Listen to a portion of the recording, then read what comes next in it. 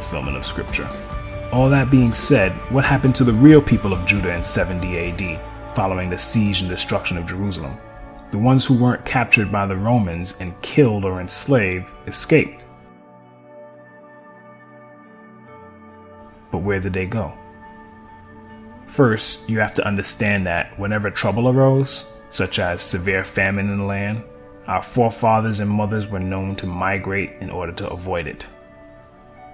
There are 3 famous accounts of Abraham, Isaac, and Jacob heading south when famine struck at different periods in each of their lifetimes.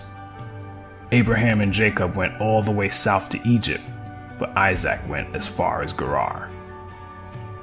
And let's not forget Joseph and Mary, who also fled south to Egypt with Yeshua to escape trouble. These acts are all somewhat prophetic, as they are a major clue as to what happened to the people of Judah following the destruction of Jerusalem. In his book, From Babylon to Timbuktu, author and historian Rudolph R. Windsor, a true Hebrew, writes, "In the year 65 BC, the Roman armies under General Pompey captured Jerusalem. In 70 AD, General Vespasian and his son, Titus, put an end to the Jewish state with great slaughter.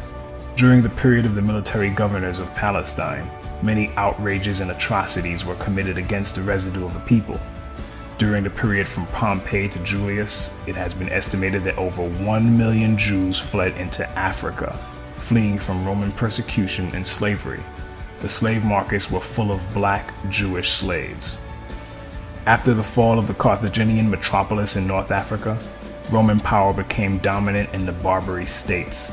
The pagans and the Romans attacked the Jews indiscriminately, both the Jewish soldiers and the uninvolved peaceful population.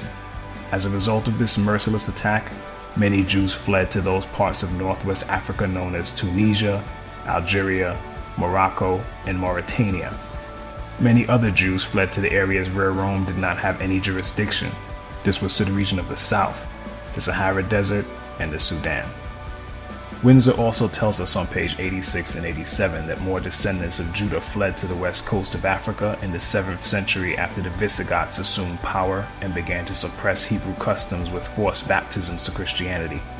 Windsor cites many credible sources to make his points. Among them is Joseph J. Williams, a 20th century historian who, in his 1930 book Hebrewisms of West Africa, wrote, "Whatever may be thought of the more or less mythological traditions connected with the earliest Jews in North Africa, it is now practically an established fact that a Jewish nation, Jewish at least in faith and perhaps too in origin, long held sway south of the Sahara."